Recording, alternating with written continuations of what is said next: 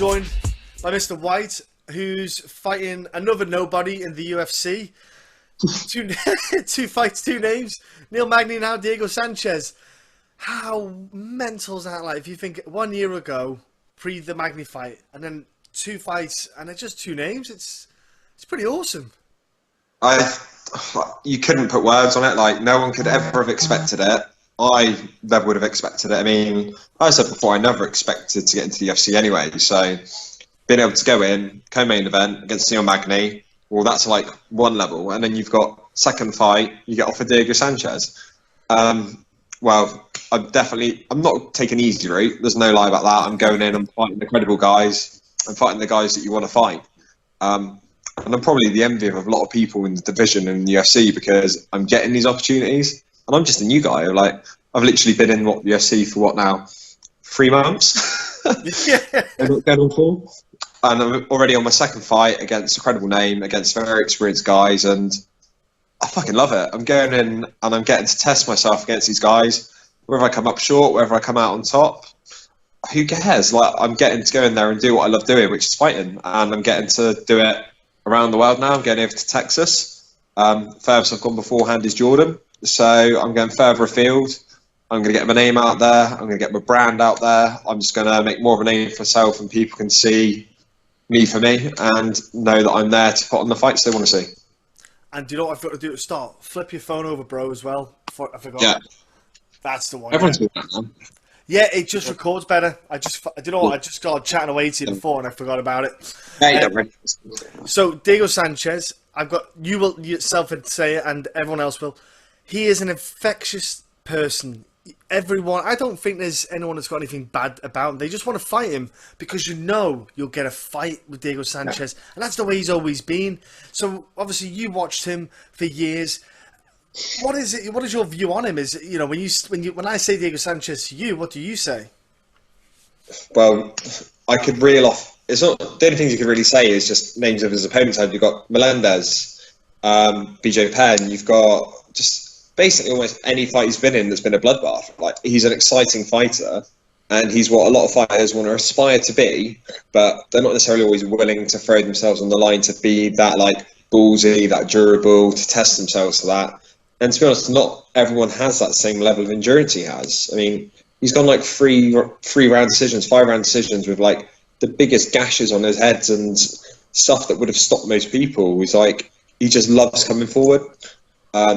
And it's just a fight everyone wants to have, because if you are a true fighter and a true mixed martial artist or martial artist in general, you want to fight these guys that really put you to push yourself to be the best you can be and make you go outside your comfort zone a little bit. You've got a guy like Diego Sanchez who's aggressive as they come, and he literally comes out swinging from the start. Like, there's no gradual increase to his pace. It's just he comes out and you know what you're going to get straight away, and that's what fights should be. It's not I'm going to tap you here, I'm going to tap you there. It's we're going, let's fuck each other up. And what makes this stylistic matchup so good is the fact that you like to fight in all aspects. And what I mean by that, people, is you can fight on the outside because you've got that range, you've got, you use your kicks well, your strikes. But when we're getting close, you've got your lovely little elbows that you throw in. You've got good clinch work with that. If you fall onto your back, you're active off your back too. So you're not a guy who will just, as you see yourself, people will, if they fall onto their back in guard, they'll hold onto the back of the head, grab a tricep, and they will just hold on and hope that that referee stands them up just because they want to stand up. But you on your back, you're kind of, let's just go. If I'm on my back, you'll throw submissions. You will do something even to open up a scramble. You'll throw something out there. That's what makes this fight so good, because the pair of you don't stop. If that makes sense? Yeah.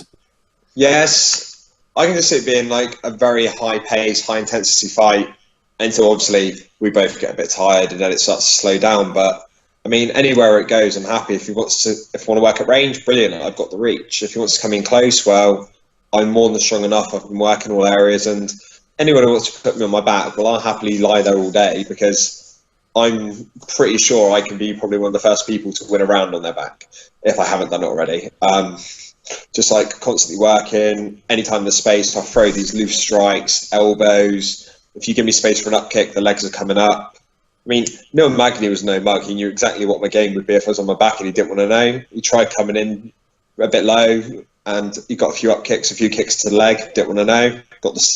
Stood back up, and that was a smart move on his part, because if I'm on my back, it's where I'm most dangerous. And regardless of the short notice of that fight, you know someone who's good on their back is good on their back. So he had a very effective game plan in that regard. It worked, but like I say, in any era I go into any fight, I'm more than happy that I'm comfortable there and I can hold my own. Neil Magny is too nice of a guy, isn't he? Super nice. It's like, I'd find it hard to want to punch him in the face. He's too nice. I spoke to him I didn't find times, that hard, but if I could change things, I would have done it a bit more rather than the game plan I had. But yeah, shit happens. What was obviously the huge weight cut, big factor. But when you went in there, it was just more a case of trying to bring his energy levels down a bit as well, because obviously you've drained yourself quite a bit. You did quite a bit of clinching. Yeah, just to be honest, the problem we had was we took the fight on such short notice. Yeah. And I was in such it was at a bad stage of a weight. There's no doubt about that. There's no lies about it. There's no hiding it. Didn't have a chance to do any fight prep. There's no sparring. There was no grappling. I was literally in bin bags and sweats, sweet sweat on, 4 times a day, every day. That was the reality of it. That's how I got my weight down, and I managed to make the weight. The thing that I had transitioned over was when I fought Alex Montagnani for Cage Warriors. He was a bit taller than me. He's about 6'3", 6'4". He had a bit of a longer reach. And I was like, oh, I can transition that across because I'm fighting someone who's just as tall. So that's kind of where that went and why I was clinching up. But what I realised when I clinched up is I didn't feel any weaker than Magny.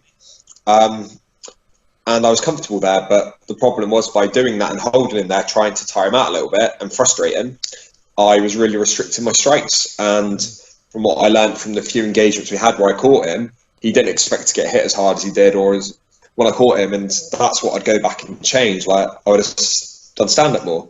So I caught him with a nice loose hook, and I just saw his eyes be like, "Oh shit, I'm in a fight." And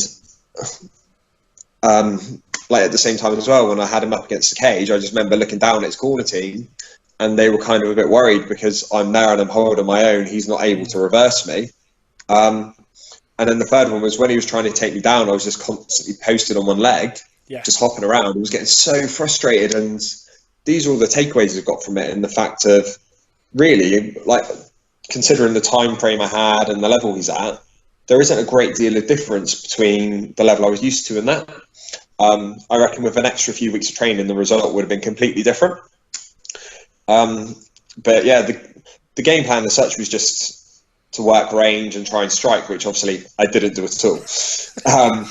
But then that was the game plan in the Cage Warriors fight as well, and I didn't do that either because the guy was so long. But when it come down to it, the game plan just ended up being go in there and wing it, going on natural fighting instinct, using what I know. Like I've been fighting for going on 10 years now. But I know how to fight. It was just a case of trying to manage and maintain that to a level where I could hold my own. And I was doing all right until I got a knee to the body and the damage from the weight cut kicked in. And then it resulted in my body basically shutting down. I took a knee to the head, which looked worse than it was. That wasn't the fight finisher. It was the little knee to the body about 10 seconds before. And that's life. But I was completely with it. I had Leon Roberts going, Craig, you got to move, you got to move. I'm like, I'm trying to move. Whilst I got little T-Rex arms because my body was shut down. My body shot. Yeah. And yeah, the killers. Oh. Yeah, like, and it wasn't even a heavy body shot. Like Magny had very accurate like knees and they caught. But like, if I was in a different state from a weight cut, it wouldn't have done anything. And like, or as much as the weight cut went really well for me, that's what lost me in my fight. Not because I didn't have the energy levels or the strength. I had all that. The internal damage had been done, and you can't reverse that. Like, there's no way of doing it. So I was just fighting a bit of a losing battle with that. But yeah, I mean, the main takeaway was I felt comfortable in there. I didn't feel out of my depth.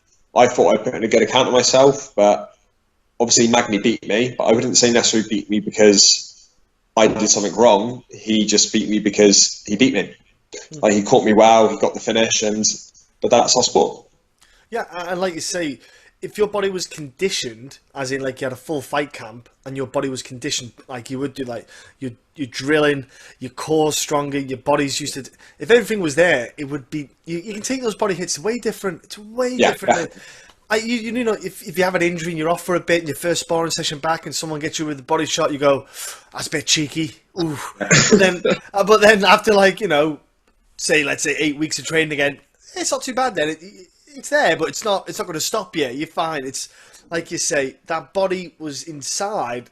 On the outside, you looked fine, but on the inside, obviously, your body was like, yeah, we just want to go to bed for a couple of days and drink a lot of fluids.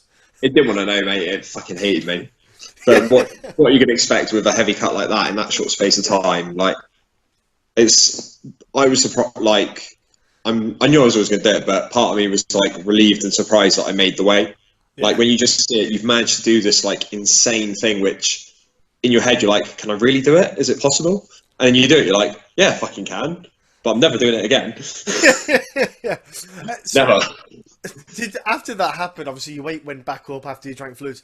Did you then make a conscious effort then to think, I'm going to keep it down like you have on purpose, so that if something similar happens again, because UFC are known to do like 3-4 week notice bouts again, just be more cautious of that in case that happens again now you're in there? I had every intention of it, and I was going to be doing it, but I hadn't started it yet. So what I've been doing, I've started working with a strength conditioning coach. Like, obviously I'm taking my training that a little bit more seriously. Not that I didn't before, but I've got a bit more structure. I'm designating the set areas to set people now rather than me doing it myself, because it's been a lot better and it's been a bit more effective. The fact I am where I am now is testament to that. But we just finished our first 6-week cycle of training. The week we were starting, we were just going to do like a power testing week just to like try a few different things before we started the next phase. And then got off the fight, checked my weight, and I was literally 90 kilos. And I was like, what the fuck's happened here? And no word of a lie, it's because I wasn't eating cheesecake every day. Because I wasn't eating cheesecake like I was before the Magny fight, I was 80 kilos lighter. But I mean, normally I'll walk around about 94, 95 anyway. So 98 to me was a very heavy walking around weight. But I had a fight like 6 weeks before. I'd been doing stuff with my friends, family, missus, and all that, like every other week, every week. Yeah. So I was catching up on life. So you see a few people going, "Oh, why is he letting himself get that heavy out of camp?" Because I've got a life as well. Like, if you think Cage Warriors level, like as high and elite as it is still, you're not getting paid like UFC money. You're not getting paid enough. I'm not even getting paid enough now to be willing enough to go and quit my full-time job, because I still want that guaranteed income. So alongside that, if you're working the same as everyone else, you're still training, like you've got to have a life. And if you're just training all the time with no life, you're going to resent it, you're going to struggle, it's not going to be as effective. And I've had that before. So yeah, I had a horrible cut and I had to do that, but my quality of life the 6 weeks before that was amazing. Whereas my quality of life for the week and a half was fucking awful. You think, hang on, I had a great time, and now I'm doing. Why am I doing this? Why am I doing this? In hindsight, but yeah, like I had no intention. I had every intention, of getting my weight lower, but I hadn't started yet, and it already was lower. So all I can say is, if we'd started making that conscious effort to drop it, I would have been walking around even lighter. I mean, there's no reason why, like. Right now, I'm 85 kilos. Like, I'm feeling strong and feeling lean. This is a maintainable weight for me. But my standard of life, my standard of eating, all that, like, it's very limited. It's not fun. I can't just go out right now and go get a load of cookies if I want it. Like, I'll be very strict, but still very restricted. Yeah. Like, in the amount I'm eating, and that's the downside. It's having to restrict what you're eating when I'm training 3-4 times a day to a high level, high intensity still. Because I'm a professional athlete, and if I'm not eating the right food just to try and maintain my weight a little bit lower, well, I'm not going to be effective. I'm not going to get the most out of it. And until they do something about the weight cuts, and how they're going to run it, well, you're just going to play the game, not necessarily to get ahead, but to make it more suitable and beneficial for yourself. Like, I don't fight a welterweight to be the bigger guy. I fight a welterweight to fight guys my weight, because I fought a middleweight and they cut from like 100 plus kilos. And yeah, it's just to fight the guys my weight and the people I should be fighting, I have to cut a stupid amount of weight like they do, which is pointless. But yeah, that's a whole other conversation. Oh, that's a long one. It's one that is very, very far away, which is frustrating. There is a way for them to fix it, but it's just if they're willing to make that effort to do it. Yeah. So let's talk about after your life afterwards.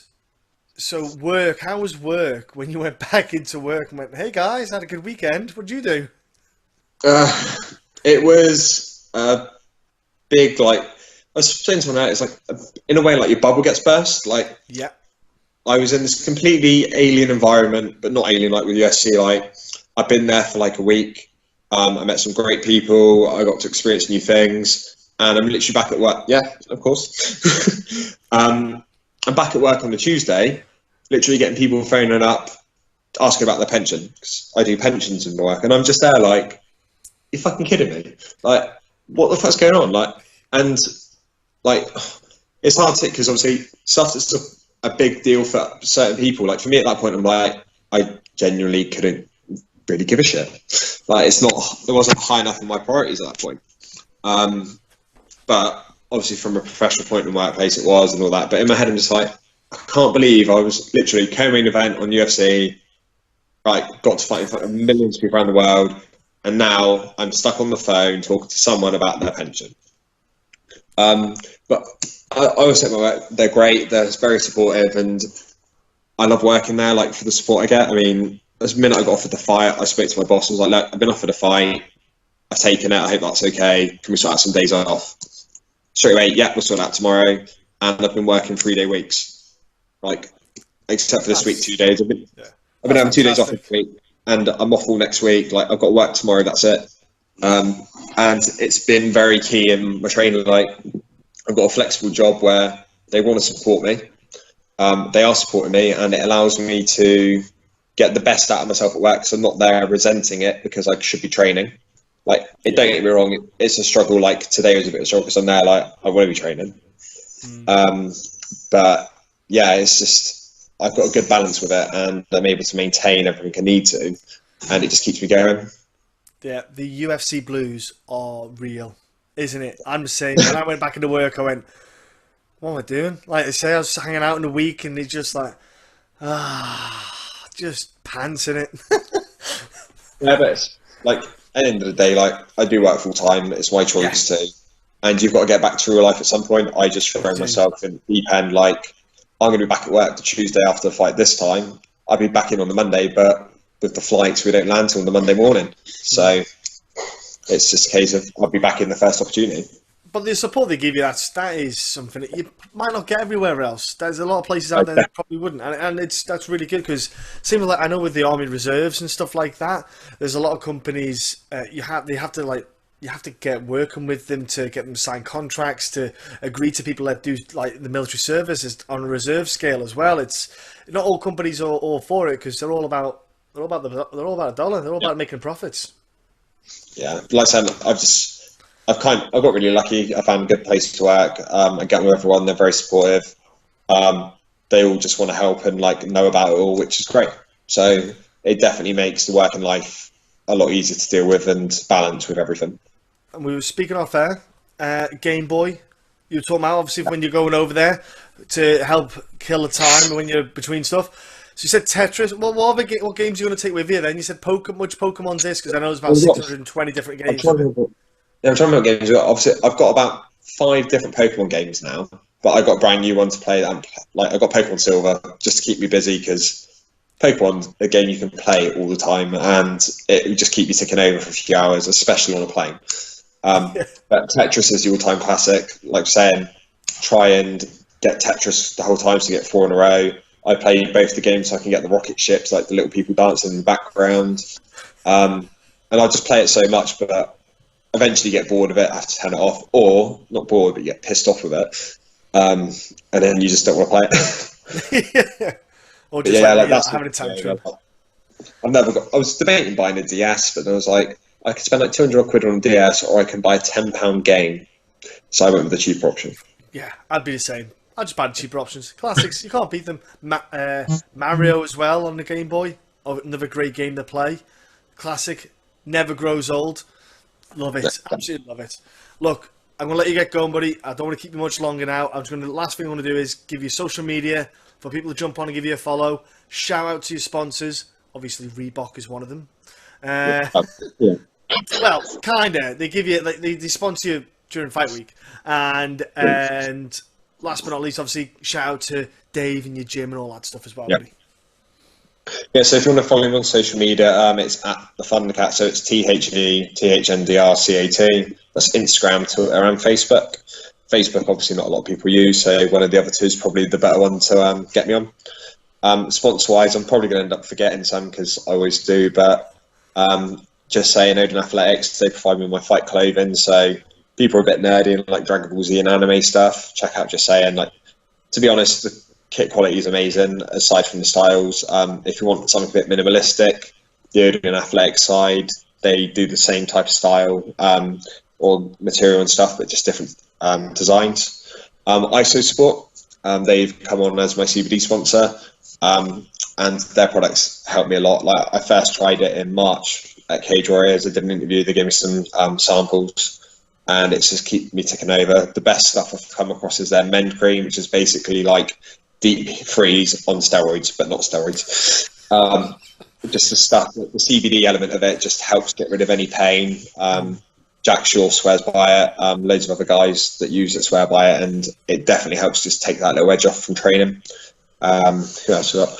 All my local sponsors, like I've got the Massage Clinic in Exmouth, Unit 7 Gym, a roofing company called SRS Roofing, all the local companies that support me and keep me ticking over to help me do this to the level I'm doing it at as best I can. Again, working full time as well, trying to fit everything in. Everyone kind of adheres to my schedule and they just help me work around it, and it really helps. Like, some people might get messed around a bit with the times and stuff, but they're more than accommodating enough to try and work around it. And of course, you've got like Dave at Lions Den, who is really looking forward to coming to Texas because we've seen the hotel we're staying in. We've got a lazy river. I found out today there's 2 water slides. So I know what I'm going to be doing as my downtime between training sessions, just going up and down the slide relentlessly. But yeah, I've got great gym, great coach. I've been going away training with like Lou Long, Jack Marshman recently, and just being able to get away and train with those high-level guys again is what's going to make a big difference in this fight. Like, I struggle for sparring partners at my gym. I'm the biggest guy there. We've got a lot of lighter guys at a good level, but you can't always utilise them because you need people that are going to hit you hard and smash around a bit. And as you can maybe see from my slight maybe marks on my face back eye on that, I had a good sparring session on Monday with Jack Marshman. So, and it puts you exactly where you need to be. It gives you that push, but it's beneficial for everyone involved.